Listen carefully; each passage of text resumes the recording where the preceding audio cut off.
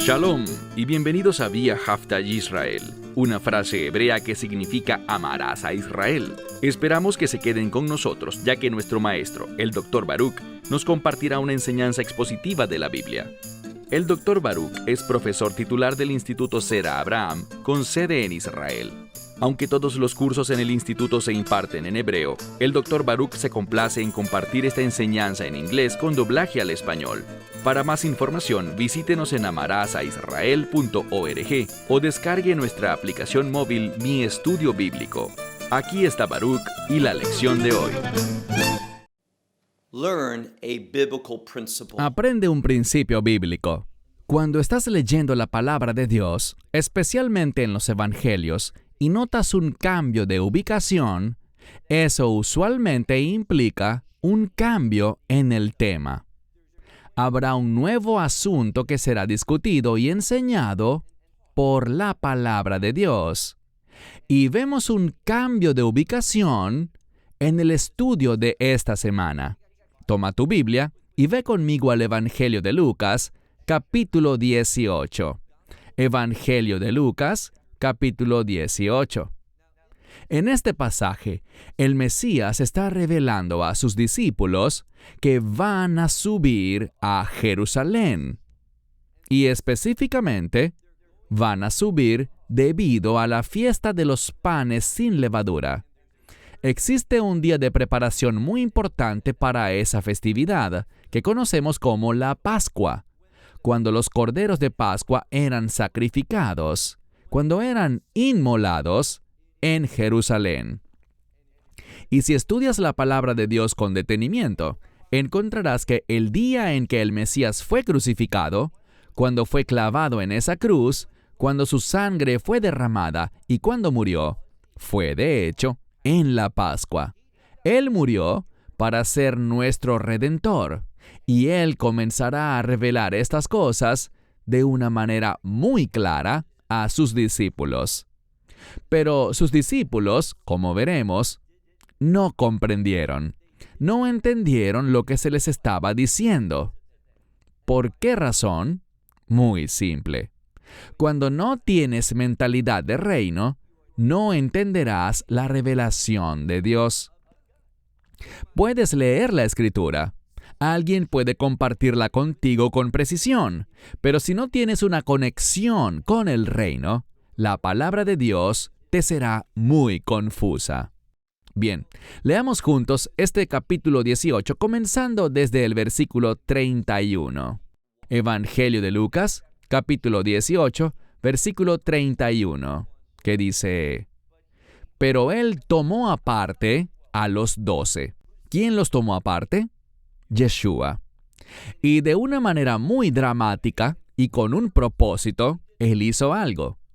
Vamos a ver que había una multitud de personas con ellos, con el Mesías y sus discípulos.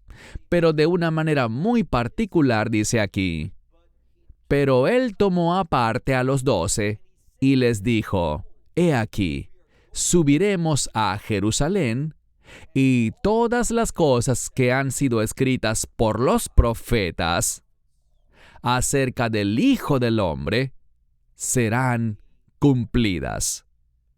El Hijo del Hombre es un término en hebreo, Ben Adam, que se relaciona con un siervo de la humanidad. Específicamente, es un término coloquial que se refiere al Mesías.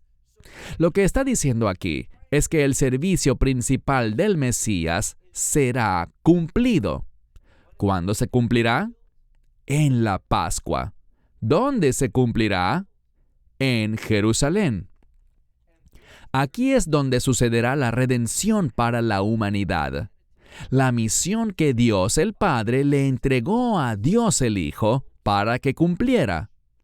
Y a esto es a lo que se refiere cuando dice que todas las cosas que fueron escritas por los profetas acerca del Hijo del Hombre serán cumplidas. Sigue leyendo en la Escritura, versículo 32. Porque, y se vuelve más específico, porque Él será entregado a las naciones. Esto es importante. Esta palabra usualmente identifica a las personas que no están relacionadas con Israel y presagia una verdad bíblica que es la siguiente. Aunque el liderazgo judío, no el pueblo, sino el liderazgo judío, conspiró con los romanos, fueron los romanos quienes llevaron a cabo la muerte del Mesías. No fue ejecutado a través de una forma rabínica o de una forma judía de ejecución, sino que Yeshua fue crucificado. El pueblo judío no hizo eso, fueron los romanos. Por esto dice que Él será entregado a las naciones. ¿Y qué harán ellas? Se burlarán, lo insultarán y le escupirán. Versículo 33. Y después de azotarlo, lo matarán. Así que pasará por varias cosas. Parte de la humillación que experimentaría a manos de Roma implicaba que él sería, mira esta lista, él será burlado, será insultado, escupido, azotado y luego ejecutado. Pero, algo muy importante aquí, y al tercer día, Él será resucitado. Quiero hablarles un poco sobre este término, el tercer día. Cuando estudias la palabra de Dios, dice que Él estará en el vientre de la tierra por 3 días y 3 noches. Y así fue, 3 días completos y 3 noches completas. Para algunos eso representa un conflicto porque, de ser así, Él habría sido resucitado de entre los muertos al inicio del 4º día. Pero ten mucho cuidado. La frase «el tercer día» es un término muy significativo. El número 3 se relaciona con revelar algo, documentar algo y probar algo. Y también el tercer día es un día que, en la mentalidad hebrea, es un día de victoria, un día de promesa. Te daré algunos ejemplos bíblicos de esto. Si miras el sacrificio de Isaac en Génesis 22, notarás que todo se cumplió en el tercer día. Fue entonces cuando Abraham e Isaac llegaron al monte Moriah con este propósito.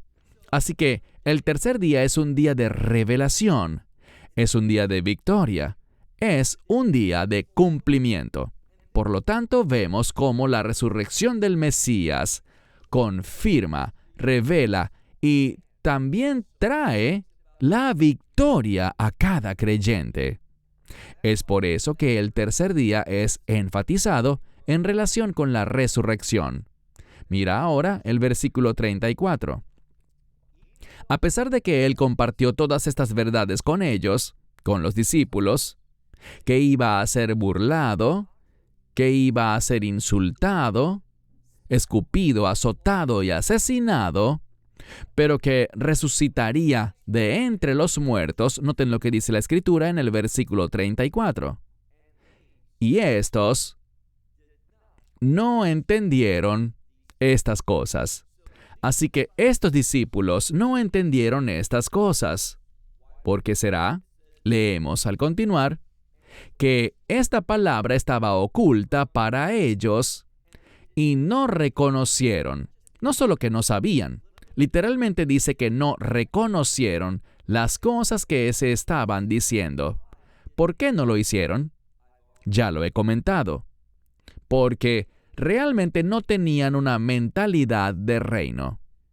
Ellos no esperaban que Él muriera. No entendían la verdad profética que fue escrita sobre Él por los profetas, sobre que el Mesías tenía que morir, que se convertiría en nuestro Cordero de Pascua. Pablo anunció esto en 1 Corintios capítulo 5, que nuestro Cordero de Pascua ha sido sacrificado. ¿A qué se refiere? Claramente a la crucifixión. Pablo entendió, y aquellos que estudian cuidadosamente la palabra de Dios entienden sin la menor duda, que el Mesías tenía que morir. Por eso es que en la profecía de Isaías, por ejemplo, se habla del siervo sufriente, el Mesías que vendría a sufrir y morir.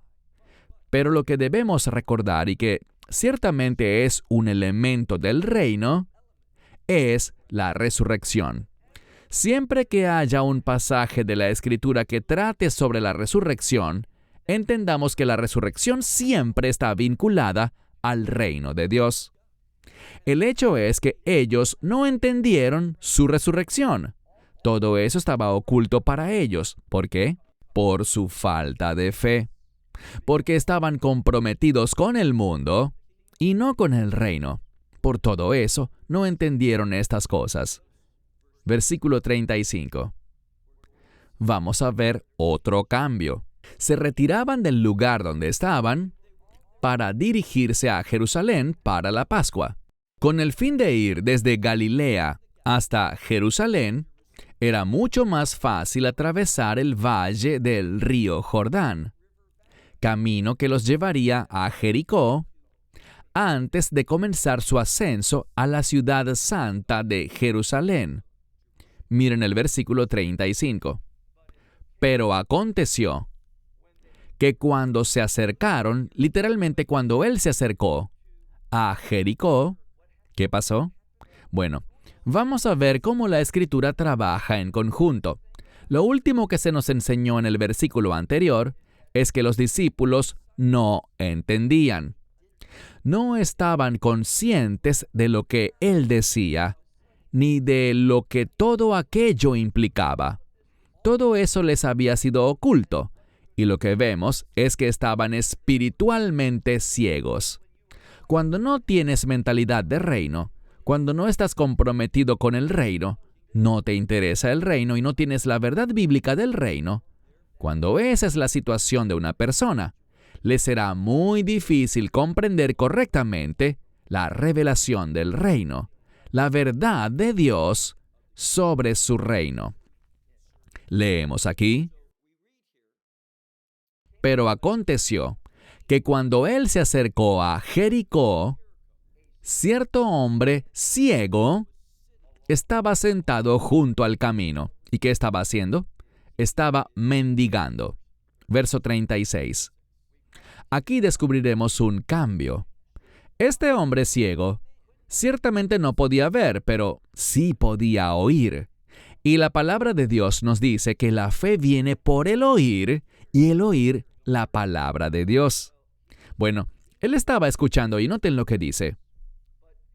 Pero al escuchar la multitud que pasaba, él preguntó qué era todo aquello. Es decir, ¿qué implicaba ese gran ruido? ¿Por qué estaba pasando esa multitud? Él sabía que había algo inusual.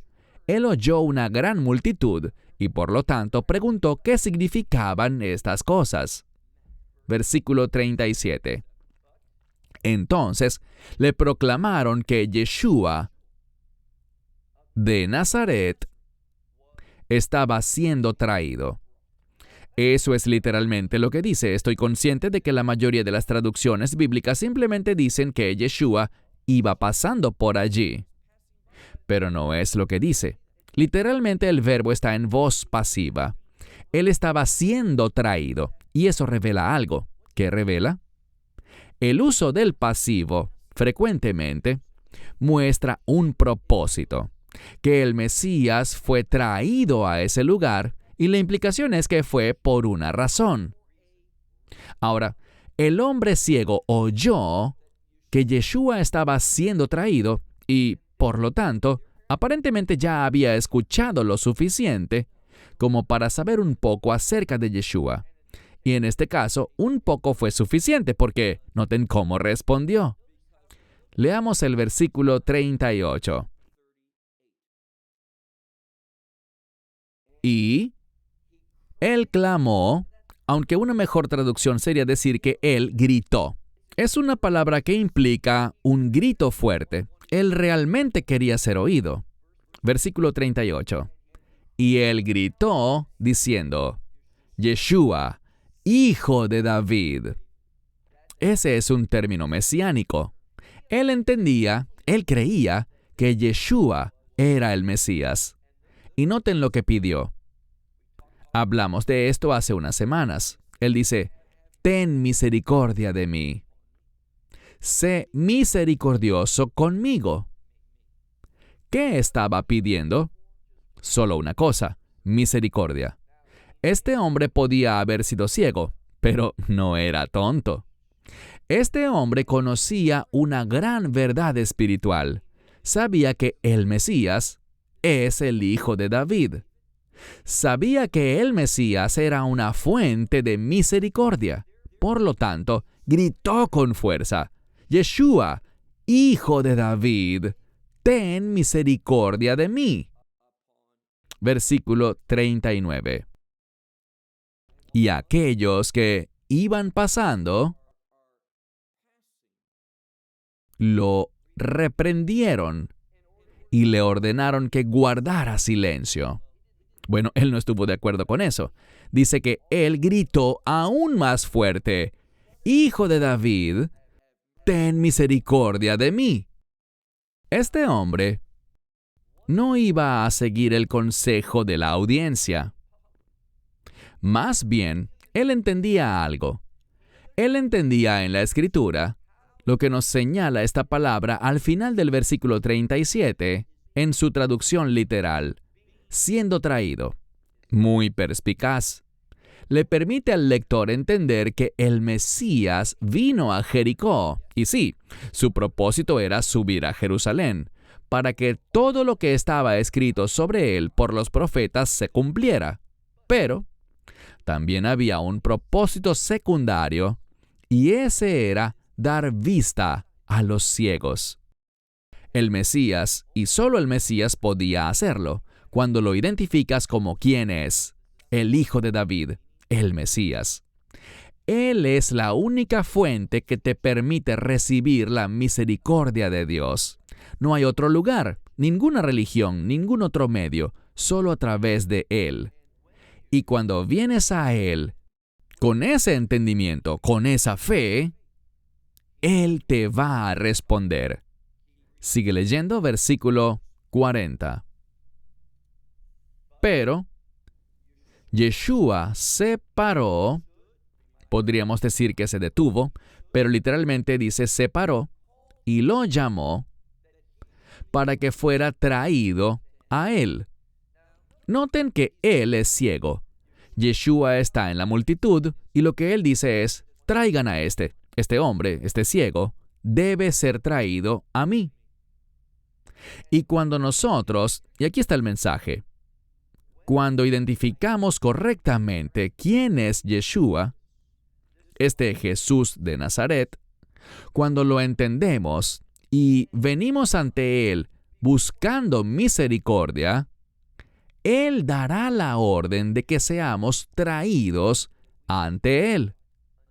Reconocerlo te lleva a su presencia, que es la mismísima presencia de Dios.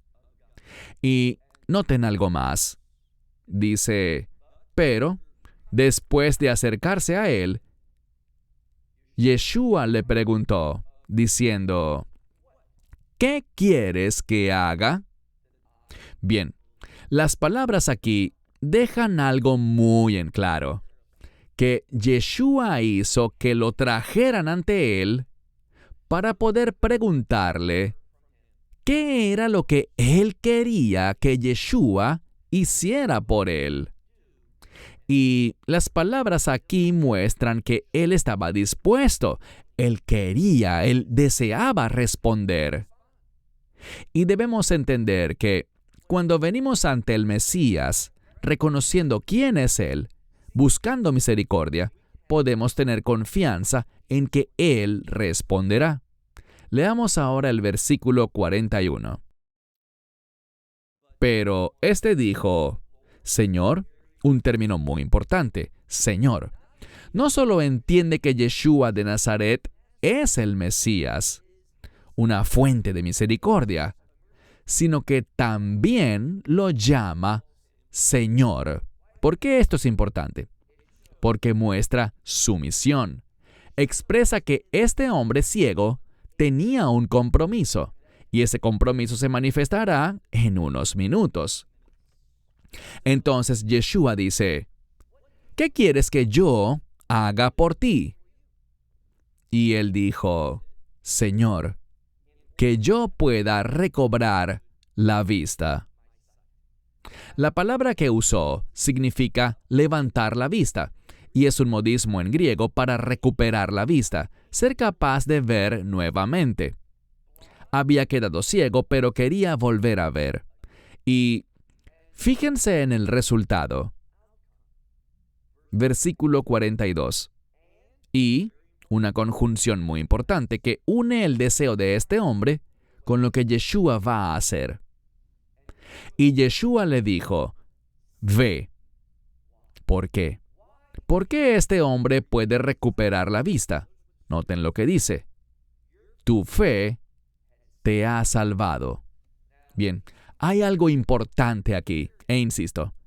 Todo lo que está escrito en la Biblia fue inspirado por el Espíritu Santo. Es decir, hay revelación en el texto.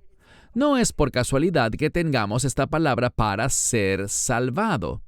Esto no significa, muy bien, fuiste salvo hoy, pero quizá pierdas la salvación mañana. Si te fijas bien, está en el tiempo perfecto griego.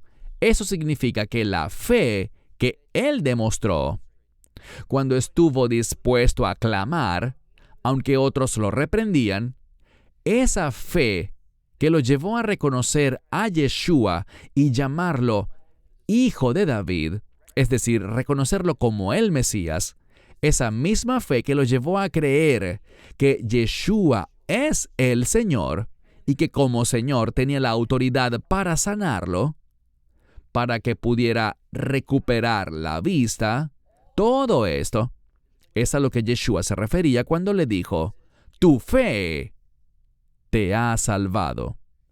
Esa salvación, como dije, está en tiempo perfecto, lo que significa que cuando comenzó a demostrarla, clamando, llamándolo Hijo de David, buscando misericordia. Eso ocurrió en el pasado, hace unos momentos, pero en el pasado. Y lo que Yeshua dice es que la fe que mostraste hace unos minutos, esa misma fe que tienes ahora y esa misma fe que tendrás en el futuro, ¿qué producirá? Salvación. ¿Qué tipo de salvación? Cuando Él dice, tu fe te ha salvado, esa salvación es una salvación eterna. Yo no sé por qué algunas personas quieren minimizar las promesas de Dios. A mí me gustan las buenas y maravillosas promesas de Dios.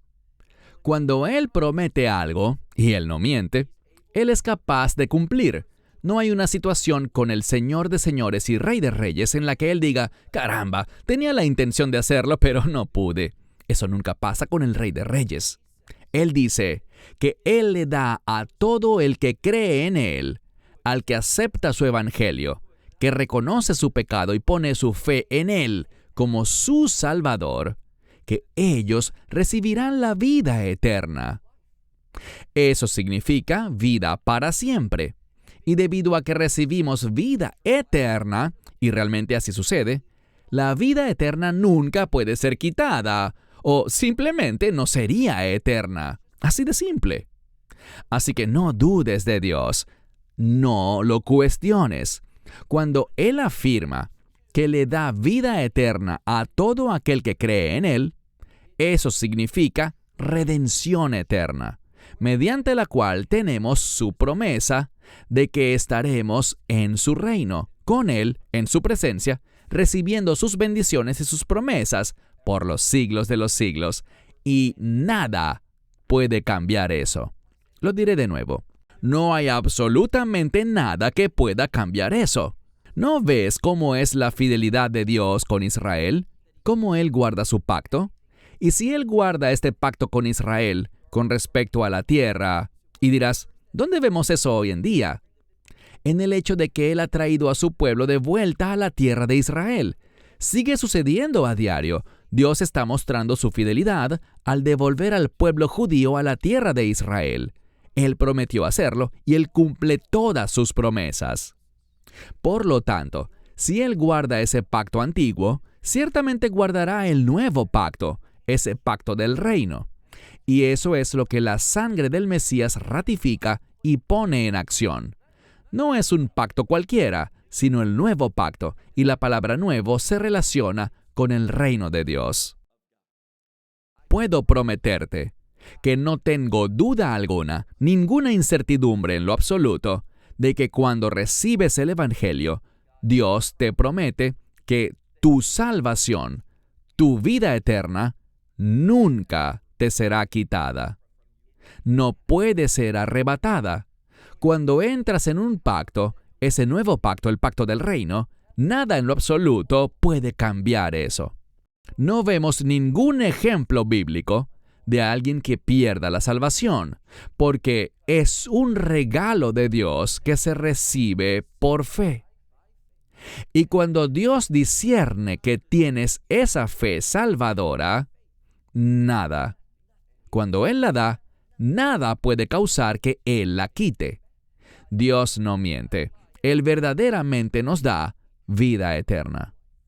Noten lo que dice la Escritura. Yeshua le dijo, recobra tu vista, tu fe te ha salvado. Versículo 43, el último por hoy.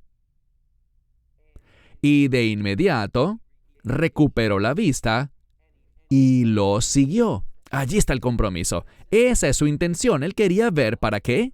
Para poder seguirlo. Y dice que él glorificaba a Dios. Y todos, no algunos, sino todo el pueblo, viéndolo, ¿qué hicieron? Dieron alabanza a Dios.